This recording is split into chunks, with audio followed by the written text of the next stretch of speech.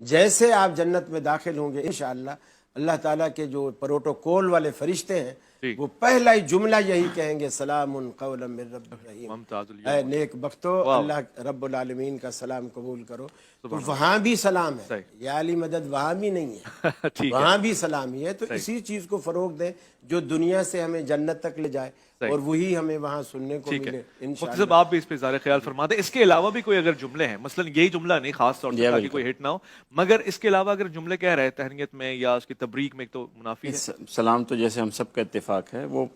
معروف ہے اور حدیث مبارکہ میں ہے اور اس میں کسی کا اختلاف نہیں۔ یا علی مدد کہنا یا لفظ یا سے کسی غیر اللہ کو پکارنا یہ درست نہیں ہے،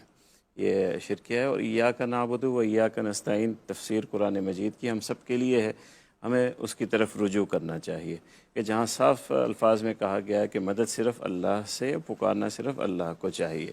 اب یہاں تک بات تو بالکل واضح ہو گئی، جس طرح کہ علامہ صاحب نے کہا کہ شرکیہ اس میں ہے، اس سے بری رہنا چاہیے، دور رہنا چاہیے۔ میں ایک اور بات کہوں گا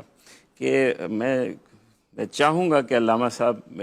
اس بات کو یوں کہتے کہ جب ہم سلام کر رہے ہیں کسی کو تو وہاں اپنے عقیدے کو ظاہر کرنے کی کیا ضرورت ہے، چونٹی بھرنے کی کیا ضرورت ہے؟ یہ تو ایک ماحول کے بھی خلاف ہے نا، کہ جب مثال کے طور پر کوئی بریلوی آئے اور وہ کہے یا رسول اللہ مجھے کہے تو وہ چونٹی بھر رہا ہے نا، سلام تو نہیں کر رہا مجھے۔ تو یہ ہمیں اپنے معاشرے تو ظاہر سی بات ہے ایک دوسرے کے آپ اس کو ایک طرح سے ایک چونٹی اس کو یہی کہیں گے اور کیا ہے کہ سلام آپ نہیں کر رہے۔ تو ہمیں معاشرے میں یہ تلقین کرنی چاہیے، اس میں اپنے مسالک سے اگر محبت کے اظہار کر رہے ہیں تو اختلاف کی بات کو وہاں نہیں لانا چاہیے۔ شہر علم عالم و اسرار خشک و تر، تو بادشاہ دی تو سلطان بحر و بر۔ میں آپ کی اجازت سے نعت پہ چلے جاؤں کہ موضوع کہیں اور نہ چلے۔ غلط ہو گیا یہ کہ ہمیں تو جواب کی اجازت ہی نہیں ملی، وہ تو پھر آپ سے ہی ہم نے شروع کیا تھا،